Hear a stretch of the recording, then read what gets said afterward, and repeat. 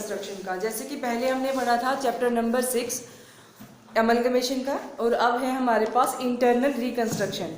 जैसे कि हमने पहले भी पढ़ा है कि हमारे पास जो है कंस्ट्रक्शन दो तरह की थी, पहला एक्सटर्नल रिकंस्ट्रक्शन और दूसरा है इंटरनल रिकंस्ट्रक्शन। ये पढ़ा था हमने अमलगमेशन के चैप्टर में। तो पहला है हमारे पास एक्सटर्नल रिकंस्ट्रक्शन एंड सेकंड है हमारे पास इंटरनल रिकंस्ट्रक्शन। क्योंकि हमारे पास पहले एक्सटर्नल रिकंस्ट्रक्शन का था तो इसका पार्ट था जो हमने अमलगमेशन में किया। अमलगमेशन में क्या किया, जहां पे दो कंपनीज जैसे ए और बी मिलके एक नई कंपनी फॉर्म करती हैं जिसको हमने सी का नाम दिया, या फिर ए कंपनी दूसरी कंपनी को परचेज कर लेती है। तो वो तो था हमारा अमलगमेशन और अब्जॉर्प्शन, ठीक है। अब यहाँ पे इंटरनल रिकंस्ट्रक्शन है। इंटरनल रिकंस्ट्रक्शन का मतलब होता है जब कोई कंपनी अपने आप को रिकंस्ट्रक्ट करती है।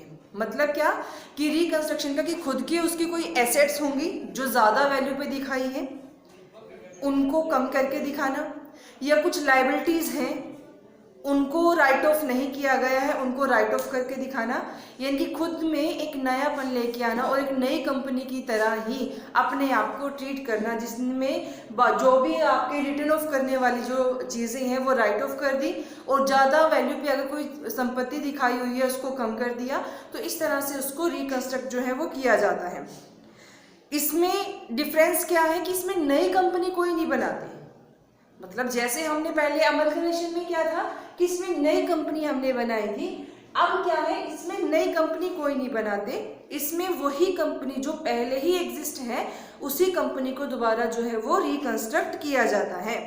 तो रिकंस्ट्रक्ट के लिए क्या है, इसमें है internal reconstruction, there is neither liquidation nor formation of a new company. मतलब लिक्विडेशन नहीं है, कहने का मतलब जो पिछली कंपनी है वो खत्म नहीं हुई है, तो ये क्या लिक्विडेशन नहीं है, और ना ही अमलगमेशन है कि इसमें कोई नई कंपनी बनाई जा रही है। इसमें वही एग्जिस्टिंग कंपनी, मान लीजिए कोई ए कंपनी है, खुद के ही एसेट्स और लायबिलिटीज को दोबारा से जो है उसमें देखती कि किसकी वैल्यू ज़्यादा कम, कुछ आपको एक्सपेंसेस राइट ऑफ करने हैं, कुछ भी ऐसे है, तो खुद को ही वो दोबारा रिकंस्ट्रक्ट करती है। इसमें कहते हैं जो existing company continues its legal entity from and it's only recognised internally, मतलब उसको दोबारा से जो है खुद को ही रिकग्नाइज करती है वो इंटरनली। अब हमारे पास है इसके कि ऑब्जेक्टिव क्यों करते हैं हम इंटरनल रिकंस्ट्रक्शन।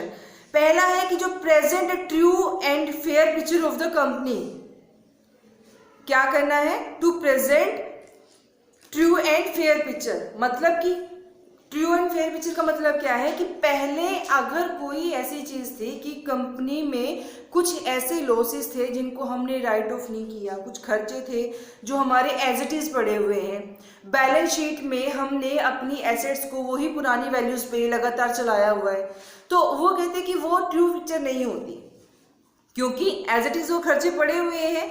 जो हमारे पास पास्ट ईयर्स के एक्यूमुलेटेड लॉसेस थे उनको राइट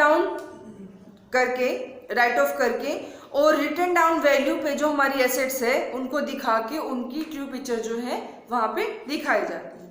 नेक्स्ट है हमारे पास जो to write off fictitious asset as share issue expenses, जो हमारे फिक्सिशियस एसेट्स हैं जैसे कि शेयर इशू एक्सपेंसेस हो गई, डिस्काउंट हो गई, तो ये डिस्काउंट ऑन इशू, ये वाली जो हमारी फिक्सिशियस एसेट्स हैं इनको क्या करना है, राइट ऑफ करना है।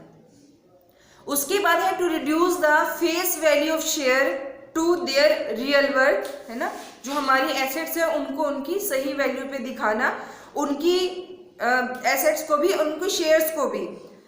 Reduce the share capital extend to which their deficiency in the value of assets, मतलब जो उनकी शेयर्स की जो वैल्यू है, कैपिटल है, उसको एक्सटेंड करके और जो उनकी वैल्यू है उनकी उसको कम किया जा सकता है। To create confidence among share holder by ensuring them fair return on their true investment. पहले क्या होता है, देखो अगर कोई कंपनी बनी हुई है और उस कंपनी में शेयर होल्डर हैं जो उनकी वैल्यू दिखाई हुई है, तो उनके ऊपर रिटर्न उनको ना उतना मिल नहीं पाता। वाई? क्योंकि वो उनकी सही वैल्यू नहीं होती शेयर्स की। हम ज़्यादा वैल्यू या ज़्यादा कैपिटल अपनी शो कर देते हैं तो लेकिन हम रिटर्न उतना दे नहीं पाते। इससे क्या है, उनको नहीं मिल पाती, तो उनका कंपनी के ऊपर विश्वास जो है वो धीरे धीरे खत्म होता जाता है। अब इसमें क्या है, वो कहते हैं कि हम शेयर्स को अगर उनकी ट्रू वैल्यूज़ पे दिखाते हैं, अपनी जो कैपिटल है उसको रिड्यूस कर देते हैं और उनकी नंबर ऑफ शेयर जो है, जब हम डिवाइड करते हैं शेयर होल्डर्स के बीच में, अगर वो हम सही कर देते हैं, इसका मतलब क्या है कि वो उनकी ट्रू पिक्चर है। इससे क्या होगा, कॉन्फिडेंस उनमें आता है कि जो वैल्यू दिखाई गई है उनके ऊपर उनको रिटर्न भी मिलेगा।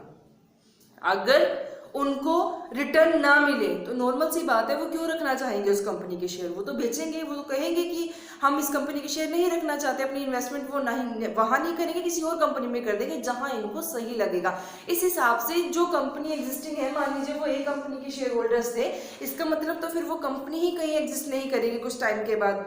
अब क्या है कि इस तरह से कॉन्फिडेंस आता है शेयर होल्डर्स में, ताकि उनको जो है वही इन्वेस्टमेंट, अपनी इन्वेस्टमेंट पे उतना ही रिटर्न मिल सके जितना कि उसकी वैल्यू वहाँ पे शो की गई है।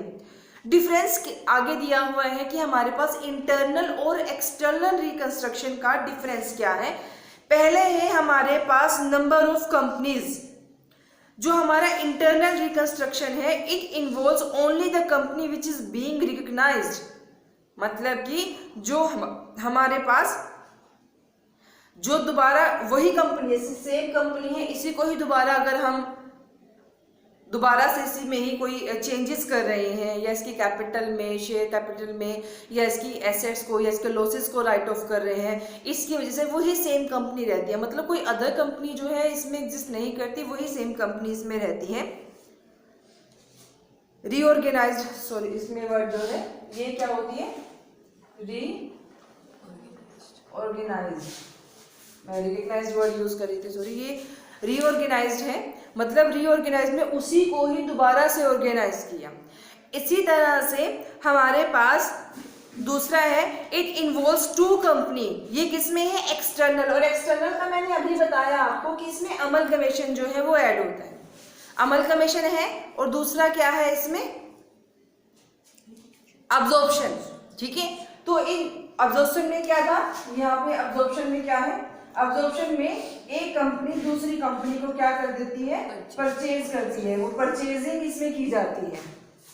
ठीक है, तो ये तो था हमारा एक्सटर्नल का। अब इंटरनल में तो उसी कंपनी को दोबारा ऑर्गेनाइज किया जाएगा, दोबारा से उसकी सारी चीजें उसको देखा जाएगा।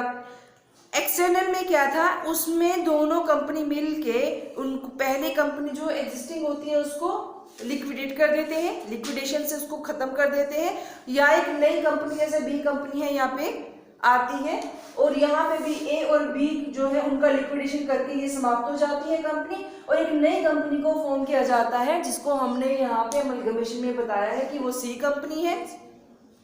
इसी तरह से अब्जॉर्प्शन में अगर ए कंपनी को बी कंपनी ने परचेज कर लिया, मतलब ए कंपनी लिक्विडेट हो चुकी है और यहाँ पे एग्जिस्टिंग कंपनी ओनली बी बची है। यहाँ पे ऐसा कुछ नहीं है, यहाँ पे कोई भी कंपनी जो है वो लिक्विडेट नहीं होती। यहाँ एक सेम ही कंपनी है, खुद ही दोबारा नई तरीके से, नए सिरे से अपनी सारी चीज़ों को रीऑर्गेनाइज करती है, जिसकी वजह से जो है वो नई कंपनी खुद ही में एक नयापन जो है उसमें आ जाता है। ठीक है, लिक्विडेशन क्या है, वही इसमें लिक्विडेशन नहीं होता और इनमें लिक्विडेशन हो जाता है। थर्ड है फॉर्मेशन ऑफ न्यू कंपनी। यहाँ पे न्यू कंपनी फॉर्म होती है और यहाँ पे न्यू कंपनी फॉर्म नहीं होती।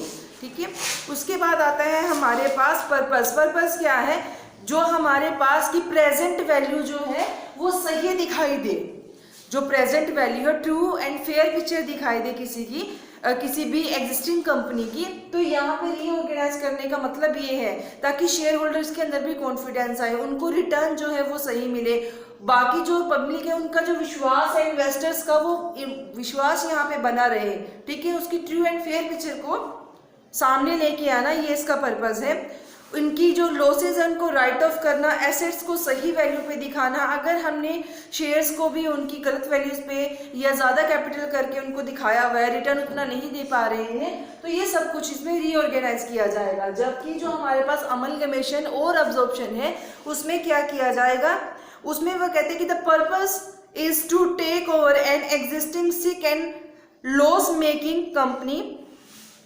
यहाँ पे किसी भी ऐसी कंपनी को या तो टेक ओवर कर लिया जाता है जो ऑलरेडी लॉस में चल रही है, ठीक है, या सिक कंपनीज को बोला जाता है कि बीमारी का मतलब कि वो अब जो है आगे एग्जिस्ट करने की हालत में नहीं है, अब वो आगे चलने की उसमें रनिंग की जो कैपेसिटी है वो यहाँ पे खत्म हो चुकी है कि ये आगे नहीं चल पाएगी, ठीक है, इसकी लॉसेस जो है वो बहुत ज़्यादा बढ़ चुकी है, या फिर जो है उसकी जो प्रॉफिट्स है वो बिल्कुल ना के बराबर है या है ही नहीं, बस लॉस में जाने लगी है कंपनी, अब ये आगे नहीं चल सकती, तो एक कंपनी दूसरी ऐसी कंपनी को टेक ओवर कर लेती है।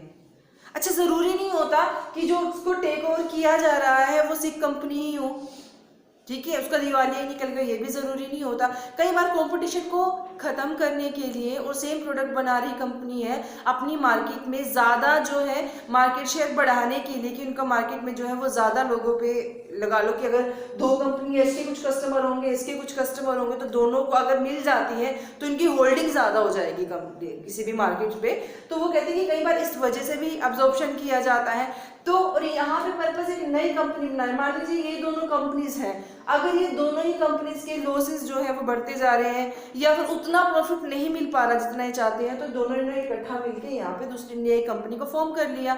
जैसे कि अगर मान लीजिए एग्जाम्पल है कि ये हीरो कंपनी है, ये होंडा कंपनी है, इन दोनों ने मिलके एक नई कंपनी जो है वो फॉर्म कर दी, इसको हम हीरो होंडा का उसने नाम दे दिया, तो एक नई कंपनी फॉर्म हो गई है। तो यहाँ पे कहने का मतलब है कि यहाँ पे जो नई कंपनी है वो किसी भी तरीके से मार्केट में होल्डिंग बनाने के लिए, या फिर जो पुरानी कंपनीज है वो सिक है, या फिर वो लॉस मेकिंग कंपनीज है, लगातार उनमें लॉस हुए जा रहे हैं, इस वजह से नई कंपनी बना ली है, तो इसके पर्पस ये हो सकते हैं। यहाँ पे खुद को ही रीऑर्गेनाइज करने हैं सारी चीज़ों में।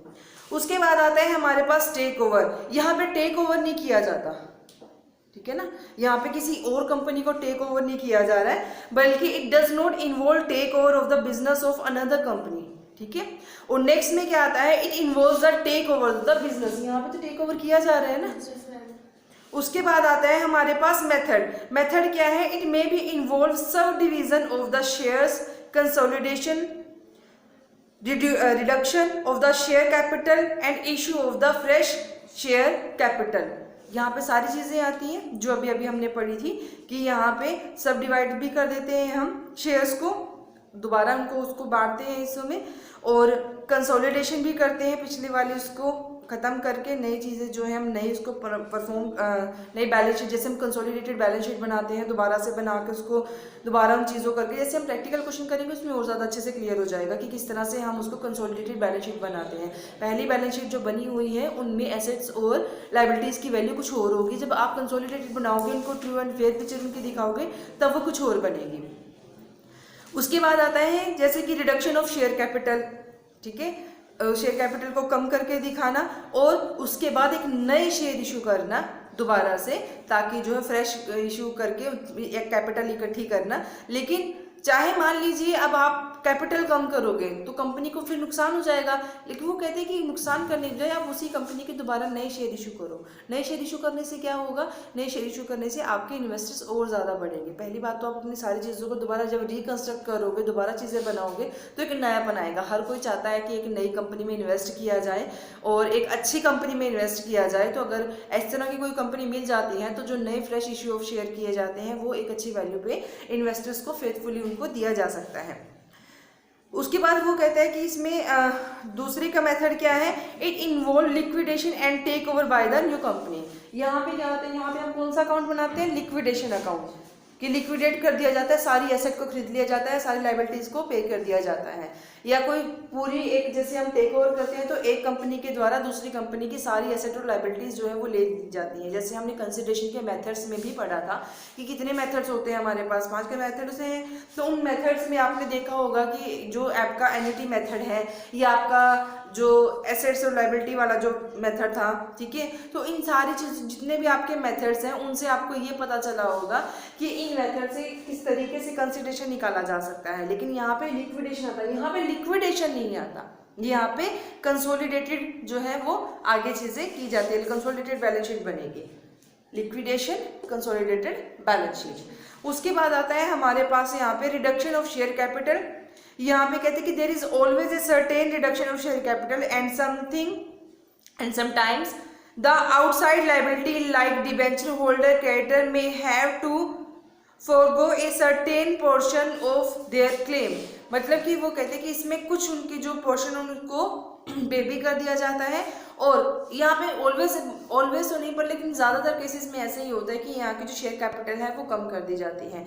जबकि जो हमारा अमलगमेशन है यहाँ पे there is no reduction of share capital, ठीक है, इसमें कोई जो शेयर कैपिटल को कम नहीं किया जाता। और आउटसाइडर क्लेम, यहाँ तो आउटसाइडर क्लेम जैसे डिबेंचर्स है, लाइबिलिटीज होंगी ना, उनको पे करना पड़ेगा, ठीक है। आप दोबारा लाइबिलिटी को एज इट इज थोड़ी रख सकते हैं कि बस उनको चलाई जा रहे हैं, अब के साल भी वही दिखा दिया डिबेंचर, नेक्स्ट में भी वही दिखा दिया, अगले में वही दिखा दिया। जब उनका जो उनके ऊपर देना है, जैसे इंटरेस्ट देना है या शेयर्स के ऊपर डिविडेंड देना है, एटलीस्ट जो आपकी पॉलिसी है उसके अकॉर्डिंग वो तो पे होना चाहिए। उसके बाद वो कहता है कि लीगल पोजीशन क्या है? It is regulated by section 66 of company act 2013। Section क्या है? 66 और कंपनी का एक्ट क्या है? 2013। ये इसके लिए। और यहाँ पे क्या है? यहाँ पे जो सेक्शन है वो आपका 319 है और यहाँ पे जो एक्ट है दैट इज वही कंपनी एक्ट तो सेम रहेगा। यहाँ पे सिर्फ सेक्शन 319 है और यहाँ का जो सेक्शन है वो 66 है। अब आता है हमारे पास internal reconstruction is affected by 2 methods. 2 method से कहते हैं कि अफेक्ट किया जाता है। पहला है alteration in the share capital, दूसरा reduction in the share capital. एक तो उसकी अल्टरेशन कर देना और दूसरा रिडक्शन, उसको कम कर देना। अब आता है हमारे पास जो alteration in the share capital, वो क्या होता है? Under this heading only those aspect of alteration of share capital have been discussed which do not require approval of the court. जहां पे अप्रूवल जो है कोर्ट की वो रिक्वायर्ड नहीं होती, सिर्फ और सिर्फ उन्हीं एस्पेक्ट्स को अल्टर किया जाएगा। अल्टरेशन का मतलब समझते हो क्या होता है? जैसे कपड़ा होता है कोई, हम उसकी सिलाई करते हैं, उसको अल्टर कराते हैं ना, बस खाली अल्टरेशन करानी है। अल्टरेशन मतलब पहले ही कोई चीज़ बनी हुई है और उसको अल्टर कराना है, थोड़ा सा ठीक कराना है बस, मतलब उसमें, ठीक है। तो एक तो ये अल्टर होगा किस चीज़ में? शेयर कैपिटल में। एक रिडक्शन होगा, उसको कम किया जाएगा। क्लियर? अब वो कहते हैं कि हमारे पास these have been stated under section 61 and 64 of the company act 2013। कौन से सेक्शन? 61 और 64 में कंपनी एक्ट जो हमारे पास 2013 है उसमें ये बताया गया है, following are the alteration which a company can if empowered by its article carry out by alteration the capital clause of its memorandum। ठीक है, वो तो पता ही है आपको किसके मेमोरेंडम में वो लिखा होना चाहिए कंपनी के क्लॉजेस में। तो इसमें भी आगे जो हमारे पास अल्टरेशन का है, डस्टर